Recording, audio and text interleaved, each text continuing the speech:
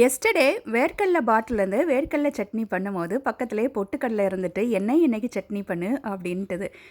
Yesterday வேர்க்கடல சட்னி நான் ஒரு ரெசிபி போட்டிருக்கும் போது குக் அண்ட் டேஸ்ட் சிஸ்டர் அவங்க அம்மா பண்ணுற மெத்தட் ஷேர் பண்ணாங்க. இப்படி உங்கள் அம்மா பண்ணுற மெத்தட் உங்கள் மெத்தட்னு ஷேர் பண்ண நானும் அதே மாதிரி ட்ரை பண்ணுவேன்.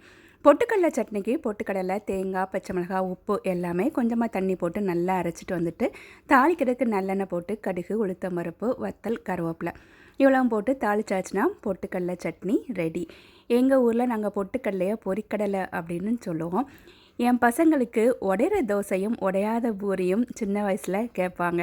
அதனால் இது உடையிற தோசை கூட சூப்பராக இருக்கும். உடையிற தோசை கூட மட்டும் கிடையாது, நல்ல பஞ்சு போல் இருக்கக்கூடிய தோசை கூடையும் எல்லா பன் தோசை எல்லாத்து கூடையும் சூப்பராக இருக்கும். நீங்கள் எல்லாம் இதே மாதிரி பண்ணுவீங்க. நீங்கள் இதில் எக்ஸ்ட்ரா என்ன ஆட் பண்ணுவீங்க அதை ஷேர் பண்ணுங்கள். நானும் அதே மாதிரி ட்ரை பண்ணி பார்க்குறேன் எப்படி இருக்குது எனக்கு சட்னி. தேங்க்யூ.